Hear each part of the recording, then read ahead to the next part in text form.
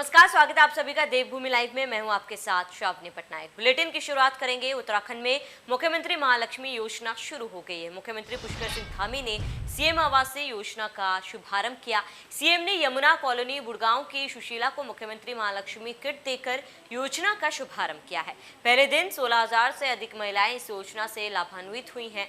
मुख्यमंत्री ने कहा कि प्रदेश में अगले 1 महीने के भीतर सभी 6,000 गाँव इंटरनेट से जुड़ेंगे। वहीं अगले 3 से 4 महीने के भीतर उत्तराखंड देश का पहला राज्य होगा जहां 100% लोगों का कोविड-19 टीकाकरण होगा। कैबिनेट मंत्री रेखा आर्य ने कहा कि हमें बेटियों को आगे बढ़ाने के लिए दोहरी मानसिकता को खत्म करना होगा। प्रकृति और संविधान ने समानता का संदेश दिया है, इसलिए बेटियों को प्रोत्साहित करना जरूरी है। महिला पुरुष का समाज में सम्मान महत्व है। भेदभाव की सोच को समाप्त करना है।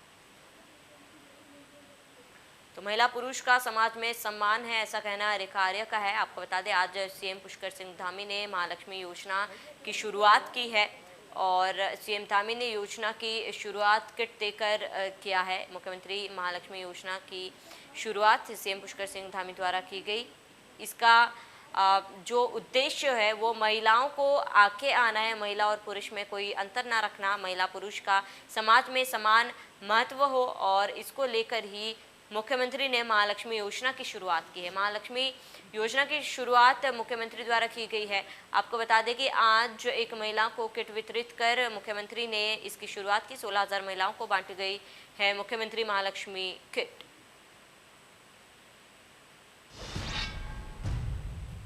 मसूरी उप जिला चिकित्सालय के चतुर्थ श्रेणी राज्य कर्मचारियों ने अस्पताल के परिसर में सरकार के खिलाफ काली पट्टी बांधकर प्रदर्शन किया है। उन्होंने बताया कि सरकार द्वारा लगातार चतुर्थ श्रेणी राज्य कर्मचारी की अनदेखी कर रही है। पिछले कई समय से विभिन्न मांगों को लेकर राज्य कर्मचारी आंदोलन कर रहे हैं, लेकिन सरकार उनकी सुन नहीं रही है, जिसको लेकर चतुर्थ श्रेणी राज्य कर्मचारी संघ द्वारा रणनीति के तहत सरकार से और सरकार के खिलाफ 14 जुलाई से 20 जुलाई तक आंदोलन करेंगे। उन्होंने कहा कि चतुर्थ कर्मचारी की वेतन विसंगति, पे ग्रेड और पदोन्नति को लेकर लगातार सरकार से मांग की जा रही है, लेकिन सरकार उनकी नहीं सुन रही है। हमारी मांगे पूरी वो है वहाँ। तो आपको बता दें, उप जिला चिकित्सालय में कर्मचारियों का प्रदर्शन लगातार जारी है। सरकार से मांग है कि उनको समय पर वेतन दिया जाए और इसके साथ ही सरकार को चेतावनी दी गई कि अगर उनकी मांगें पूरी नहीं होती है तो ये जो प्रदर्शन है वो और उग्र होगा। तो कर्मचारियों ने काली पट्टी बांधकर प्रदर्शन किया है। उप जिला चिकित्सालय में कर्मचारियों का प्रदर्शन है। सरकार ने मांगे नहीं मानी तो आंदोलन की चेतावनी कर्मचारियों द्वारा दी गई है। तो जिला चिकित्सालय में कर्मचारियों का प्रदर्शन देखने को मिला है। वेतन समय पर न मिलने पर, पदोन्नति जैसे कई अहम मुद्दों पर उन्होंने प्रदर्शन किया। वेतन बढ़ोतरी, पदोन्नति को लेकर सरकार से लगातार मांग की जा रही है, लेकिन सरकार इनकी नहीं सुन रही। इसको लेकर कर्मचारियों ने काली पट्टी बांधकर आज विरोध जताया है, विरोध प्रदर्शन किया है। इसके साथ ही कहा कि अगर सरकार उनकी मांगे नहीं मानते हैं तो आंदोलन को और तेज किया जाएगा और प्रदर्शन भी किया जाएगा। और हमारे को 2800 ग्रेड पे भी रोका जा रखा है। तो कर्मचारियों का प्रदर्शन जारी है। मसूरी से खबर, जहाँ पर उप जिला चिकित्सालय में कर्मचारियों ने प्रदर्शन किया है। आपको बता दें, वेतन बढ़ोतरी को लेकर प्रदर्शन कर रहे हैं। कर्मचारियों ने काली पट्टी बांधकर प्रदर्शन किया। इसके साथ ही लगातार सरकार से मांग की जा रही है। उनका कहना है कि कई समय से सरकार के सामने इनकी मांगे रखी गई थी, लेकिन मांगे पूरी अभी तक नहीं हुई है। और इनका कहना है कि अगर आगे भी सरकार इनकी मांगे पूरी नहीं करते हैं तो आंदोलन को और उग्र किया जाएगा। तो वेतन बढ़ोतरी, पदोन्नति को लेकर सरकार से लगातार उप जिला चिकित्सालय में कर्मचारी जो है वो प्रदर्शन कर रहे हैं, सरकार से मांग कर रहे हैं, लेकिन उनकी मांगे पूरी ना होने पर आज काली पट्टी बांधकर सभी कर्मचारियों ने विरोध दर्ज कराया है और चेतावनी दी है कि अगर सरकार उनकी मांगे नहीं मानती है तो आगे कार्रवाई की जाएगी। ज्यादा जानकारी के लिए हमारे संवाददाता सुनील सोनकर हमारे साथ जुड़ चुके हैं। सुनील, क्या कुछ पूरी जानकारी है, क्यों किया जा रहा है ये प्रदर्शन? जी देखिए, अगर बात करी जाए तो प्रदेश के चतुर्थ कर्मचारी जो है वो अपनी विभिन्न मांगों को लेकर यहाँ लगातार सरकार से मांग कर रहे हैं, जिसमें पदोन्नति, पे ग्रेड में जो बढ़ोतरी है वो किया जाना है और वेतन विसंगति को लेकर यहाँ पर लगातार मांग की जा रही है, जिसको लेकर पिछले दिनों सरकार ने आश्वासन भी दिया था कि उनकी मांगों को पूरा कर लिया जाएगा, परंतु ऐसा लग नहीं रहा है, जिसको लेकर अब प्रदेश व्यापी ये आंदोलन शुरू चतुर्थ कर्मचारियों ने कर दिया है और उनका ये मानना है कि चरणबद्ध तरीके से इस आंदोलन को किया जाएगा और ऐसे में आज से और 19 तारीख तक यहाँ पर सांकेतिक रूप से धरना दिया जा रहा है और सरकार को चेताया जा रहा है कि जो कर्मचारियों की मांग है उसको पूरा कर लिया जाए, अन्यथा इस आंदोलन को और उग्र किया जाएगा। और ये जो पूरी रणनीति है ये 30 जुलाई तक रहेगी, जिसमें अलग अलग तरीके से प्रदर्शन किया जाएगा। वहीं 1 अगस्त से यहाँ पर अनिश्चितकालीन पर हड़ताल पर जाने का भी निर्णय लिया जा सकता है। उनका ये कहना है कि अगर सरकार उनकी मांग नहीं मानती तो इस आंदोलन को उग्र किया जाएगा। जी बिल्कुल सुनील, सरकार की तरफ से क्या कोई बयान सामने आया है? क्या इनको आश्वस्त किया गया फिलहाल या फिर नहीं? जी देखिए, अगर सरकार की बात करी जाए तो सरकार के द्वारा भी कोई ऐसा बयान इनके पक्ष में नहीं आया है। ये माना जा रहा है कि जो संघ के शीर्ष नेतृत्व है वो लगातार सरकार के संपर्क में है और कोशिश की जा रही है कि इनकी मांगे मानी जाए, क्योंकि ये सभी स्वास्थ्य विभाग से जुड़े हुए हैं और ऐसे में चतुर्थ जो कर्मचारी है वो रीढ़ की हड्डी माना जाता है स्वास्थ्य विभाग के लिए। और अगर ये लोग हड़ताल पे जाते हैं तो उसका खामियाजा स्वास्थ्य विभाग से लेकर आम जनता को भी भुगतना पड़ेगा। तो ऐसे में सरकार पूरी कोशिश कर रही है कि जो इनकी जायज मांग है उनको मान लिया जाए, परंतु ये देखना होगा कि सरकार किस समय इनकी मांगों को मानती है और इनकी मांगों को पूरा कर पाती है कि नहीं। जी बिल्कुल सुनील, तमाम जानकारी के लिए आपका बहुत बहुत शुक्रिया।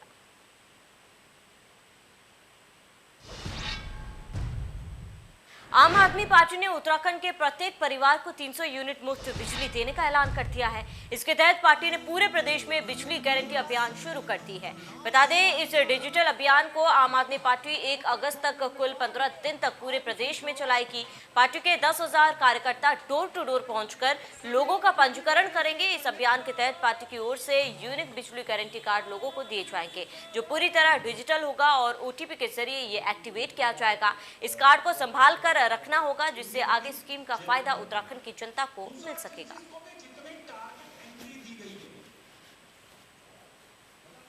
तो आपने बिजली गारंटी का अभियान शुरू किया है, जहां पर 300 यूनिट फ्री बिजली देने का आपकी तरफ से वादा किया गया था। इसको लेकर बिजली गारंटी अभियान शुरू किया गया। पार्टी के कार्यकर्ता डोर टू डोर जाकर रजिस्ट्रेशन कराएंगे। रुड़की में प्लास्टिक के बढ़ते प्रयोग और उसके कचरे से होने वाले नुकसान को लेकर सरकार सतर्क नजर आ रही है, जिसके चलते भगवानपुर क्षेत्र के लाम गांव में एक बड़ा प्लांट लगाया जा रहा है, जो उत्तर भारत में सबसे बड़ा और आधुनिक होगा, जिससे प्लास्टिक कचरे से होने वाले नुकसान से बचा जा सकेगा और उसका उपयोग भी होगा। इसके लिए कार्य शुरू किया जा चुका है। बता दें कि गुजरात से मशीन मंगाई गई है, जो रविवार तक पहुंच जाएगी। DPRO हरिद्वार रमेश त्रिपाठी ने बताया कि ये प्लांट भारत के नामचीन प्लांट्स में से एक होगा। उत्तर भारत में इस तरह का यह पहला प्लांट है जिसे गुजरात की तर्ज पर बनाया जाएगा। उन्होंने बताया कि इस प्लांट में नष्ट प्लास्टिक कचरे से जो प्लेट्स साइज बनाए जाएंगे, उनमें से ना तो कोई कीड़ा लग सकेगा और ना ही पानी का कोई असर होगा, जिसका उपयोग दीवार बनाने जैसे कार्यों में किया जा सकेगा।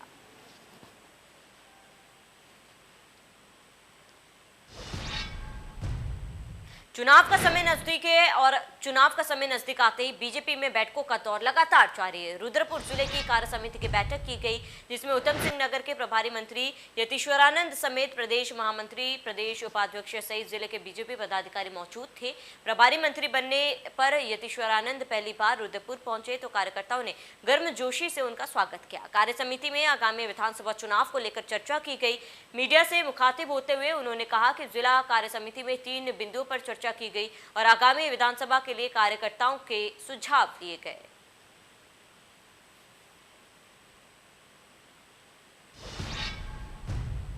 रुद्रपुर में इलेक्ट्रॉनिक्स की दुकान में लगी आग। दुकान में आग लगने से हड़कंप मच गया है। फायर ब्रिगेड ने बहुमुश्किल से आग पर काबू पाया है। आग लगने से लाखों का नुकसान बताया जा रहा है। शॉर्ट सर्किट आग लगने का कारण बताया जा रहा है। बड़ी जानकारी आपको बता रहे हैं, अहम जानकारी आपके टीवी स्क्रीन पर, जहां पर फिलहाल आग को बुझाने में फायर ब्रिगेड को कड़ी मशक्कत करनी पड़ी, हालांकि काबू पा लिया गया है। आग लगने से लाखों का माल जो है जलकर राख हो चुका है। बता दें कि शॉर्ट सर्किट से आग लगने का बताया जा रहा है कारण। बड़ी जानकारी आपको बता रहे हैं, अहम जानकारी आपके टीवी स्क्रीन पर। तो आग की ये घटना है जहां पर इलेक्ट्रॉनिक्स की दुकान में भीषण आग लग गई। तस्वीरें आपके टीवी स्क्रीन पर आप देख सकते हैं किस तरह दुकान से धू कर धुआं निकल रहा है। दुकान में आग लगने से हड़कंप मच गया है। भाजपुर को करोड़ों की सौगात दी गई है। कैबिनेट मंत्री ने कई विकास कार्यों का आज शिलान्यास किया। यशपाल आर्य ने 5 राजकीय नलकूपों का शिलान्यास किया। किसानों को जल्द सिंचाई के लिए पानी भी मिलेगा। 3 करोड़ 75 लाख की लागत से नलकूप लगाए जाएंगे। बड़ी जानकारी आपको बता रहे हैं, जहां पर लोगों को करोड़ों की सौगात दी गई। यशपाल आर्य ने 5 राजकीय नलकूपों का आज शिलान्यास किया। किसान को जल्द सिंचाई के लिए भी अब यहां से पानी मिलने लगेगा। 3 करोड़ 75 लाख की लागत से नलकूप लगाए जाएंगे यहां पर, जिसकी सुविधा कहीं ना कहीं लोगों को मिलेगी, किसानों को मिलेगा और सिंचाई के लिए भी पानी किसानों को अब मिल सकेगा। बाजपुर को आज करोड़ों की सौगात दी गई है। बड़ी जानकारी, कैबिनेट मंत्री ने कई विकास कार्यों का आज शिलान्यास किया है और यशपाल आर्य ने 5 राजकीय नलकूपों का शिलान्यास किया। बड़ी जानकारी आपको बता रहे इस वक्त की अहम जानकारी, 3 करोड़ 75 लाख की लागत से नलकूप लगाए जाएंगे और इन सभी योजनाओं से लोगों को काफ़ी राहत मिलेगी, क्योंकि किसानों को जो है सिंचाई के लिए पानी भी मिलेगा नलकूपों से, और इसको लेकर बाजपुर के लोगों को ये एक बड़ी सौगात है। आज नलकूपों का निर्माण का शिलान्यास किया है और जिनकी लागत है 3 करोड़ 75 लाख रुपया। ये जनजाति बाहुल्य क्षेत्रों में निर्मित किए जा रहे हैं, लेकिन इसका लाभ सभी को, सर्व समाज को इसका लाभ मिलेगा। सिंचाई के लिए सुविधा उपलब्ध हो जाएगी। कई वर्षों से यहाँ पर सिंचाई ट्यूबवेल की मांग थी। पीएम मोदी अक्टूबर में केदार धाम पहुंच सकते हैं। इस बार आदि गुरु शंकराचार्य की समाधि के अनावरण के मौके पर पीएम केदारनाथ पहुंच सकते हैं। उत्तराखंड के 4 धाम केदारनाथ में जल्द ही आदि गुरु शंकराचार्य की प्रतिमा स्थापित की जाएगी। मैसूर की मूर्तिकारों ने कृष्णशिला पत्थर से यह 12 फीट ऊंची प्रतिमा तैयार की है। कृष्णशिला पत्थर से बनी 12 फीट ऊंची प्रतिमा को सोना के बड़े हेलीकॉप्टर से जल्द केदारनाथ धाम पहुंचाया जाएगा। केदार धाम में अभी शंकराचार्य की समाधि के निर्माण कार्य चल रहे हैं। अक्टूबर तक निर्माण पूरा होने की उम्मीद जताई जा रही है, जिसके बाद पीएम समाधि का अनावरण करेंगे।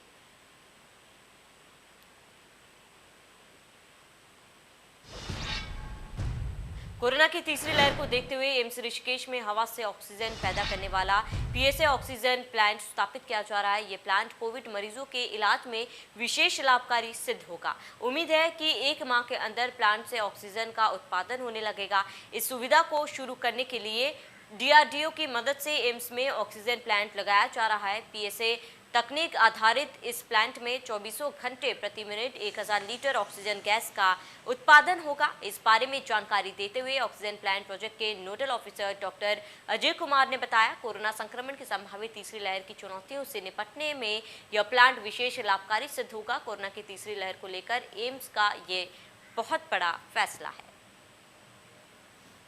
यहाँ पे संस्थान को पीएम केयर्स फंड के द्वारा 1000 लीटर कैपेसिटी का ऑक्सीजन जनरेशन प्लांट स्वीकृत किया गया है और हमारे निदेशक महोदय ने इस बात को गंभीरता से लिया है कि आगे मरीजों को थर्ड वेव में या कोई भी आपदा आए उसमें ऑक्सीजन की कमी ना रह पाए।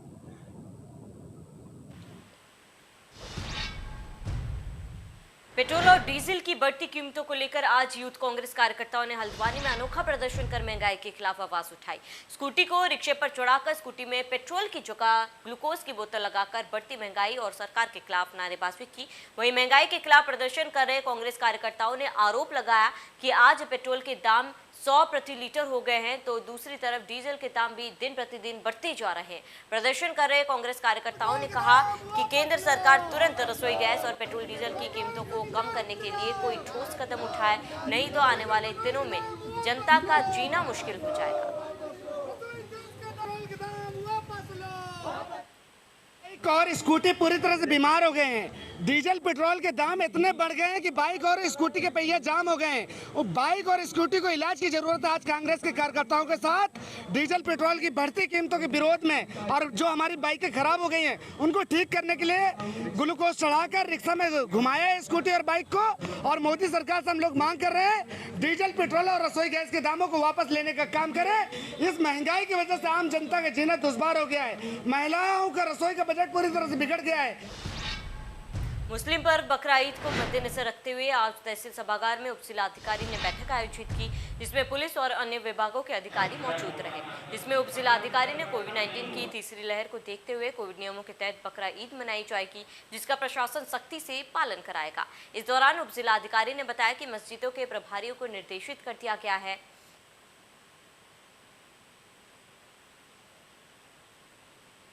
कोविड की नई गाइडलाइंस हैं जिसके तहत बाहर से आने वाले व्यक्तियों के लिए जो प्रतिबंध लगे हैं और जो खास तौर से इस त्यौहार के दृष्टिगत लॉ एंड ऑर्डर के दृष्टिगत जो निर्देश दिए जाने थे, जिसमें कि किस तरह से जो है उनके द्वारा कार्यक्रम जो आयोजित होने हैं उसमें किस तरह से सोशल डिस्टेंसिंग का पालन करना है और मास्क सैनिटाइजर के साथ इस त्यौहार को मनाना है, इस तरह की तमाम चीज़ें जो है वो उनको इसमें जो उनके विभिन्न मस्जिदों के जो प्रभारी आए थे उनको भी अवगत कराया गया। हिमाचल प्रदेश के 6 बार सीएम रहे और 5 बार सांसद रहे वरिष्ठ कांग्रेसी नेता राजा वीरभद्र सिंह की अस्थियां गंगा में विसर्जित की गई है। हरिद्वार में पूरे विधि विधान से अस्थि विसर्जन कार्यक्रम संपन्न हुआ। राजा वीरभद्र सिंह की अस्थियों को उनके भतीजे कुंवर रिपुरमन सिंह और द्वारा सिंह वीरभद्र सिंह की अस्थियों को लेकर पहुंचे थे। हरिद्वार राजनेता वीरभद्र सिंह का 8 जुलाई को निधन हो गया था।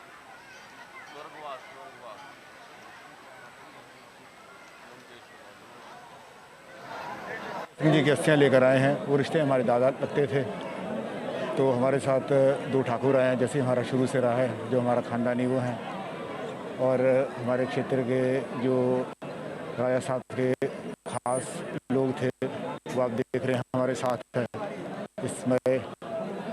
तो इस कार्य के लिए हम यहाँ पर सिंह जी की अस्थियाँ लेकर आए हैं। वो रिश्ते हमारे दादा लगते थे, तो हमारे साथ 2 ठाकुर आए हैं, जैसे हमारा शुरू से रहा है, जो हमारा ख़ानदानी वो हैं। और हमारे क्षेत्र के जो राजा साहब के ख़ास लोग थे वो आप देख रहे हैं हमारे साथ हैं इसमें।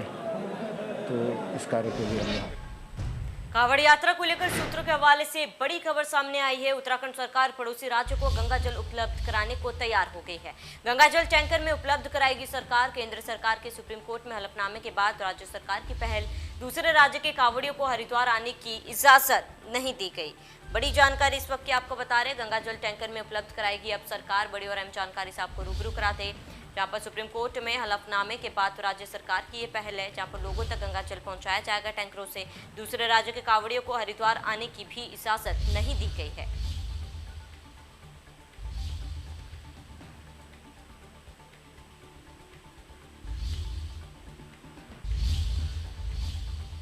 उत्तरकाशी में हरेला के तहत वृक्षारोपण कार्यक्रम गंगोत्री नेशनल पार्क में हो रहा है। वृक्षारोपण 2 दिनों से किया जा रहा है। आपको बता दें कि हरेला के तहत वृक्षारोपण किया जा रहा है और इसको लेकर लगातार ये प्रयास किया जा रहा है कि जगह जगह पर वृक्षारोपण किया जाए, ताकि जो प्राकृतिक को हानि पहुंची है उसको भी मदद मिल सके।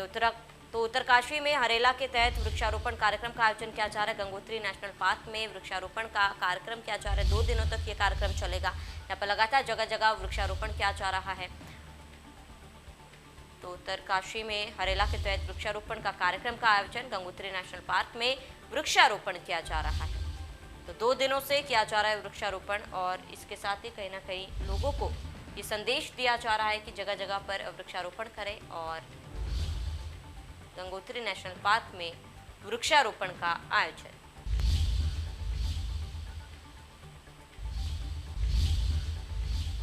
हरेला पर्व के मौके पर वन प्रभाग रुद्रप्रयाग द्वारा आयोजित वृहद वृक्षारोपण कार्यक्रम में पूर्व मुख्यमंत्री त्रिवेंद्र सिंह रावत ने शिरकत की। धारी देवी मंदिर के पास आयोजित हरेला कार्यक्रम में आम, पीपल, कचनार जैसे पेड़ों का रोपण किया गया। इसके अलावा अगस्त्य मुनि के ग्राम बेजी गांव राष्ट्रीय राजमार्ग 109 के गपनी गांव में भी वृक्षारोपण कार्यक्रम किया गया। रानीगढ़ पट्टी के कादमी गांव में भी अलग अलग जगह पर वृक्षारोपण किया गया। हरेला का पर्व मनाया गया।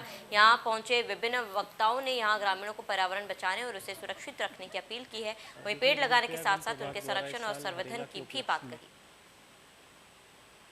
रुद्रप्रयाग वन प्रभाग द्वारा इस साल हरेला के उपलक्ष्य में 20,000 पौधों का रोपण का लक्ष्य रखा गया था और ये रोपण के कार्यक्रम पूरे सप्ताह चलेंगे और आज से इनकी शुरुआत की गई है। आज हमने लगभग 4,000 पौधों का रोपण किया गया है और हरेला पर्व का शुभारंभ धारी देवी मंदिर के निकट 200 पीपल और बरगद के पौध लगाकर हमारे जो भूतपूर्व मुख्यमंत्री हैं माननीय श्री त्रिवेंद्र सिंह रावत जी, उनके द्वारा इसका शुभारंभ। भाजपुर चीनी मिल के श्रमिक नेताओं ने प्रेस वार्ता आयोजित की। इस दौरान श्रमिक नेताओं ने प्रदेश सरकार पर चीनी मिल कर्मचारियों का शोषण करने का आरोप लगाया।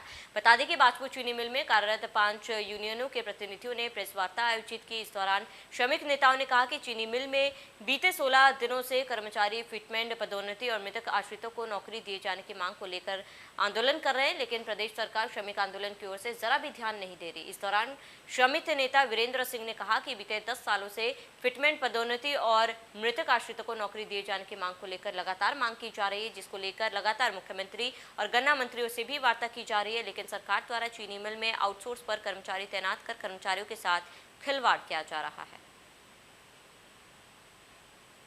आंदोलनरत है और इसके लिए एक डेलीगेशन हमारा मुख्यमंत्री महोदय से मिला 10 जून 2021 को।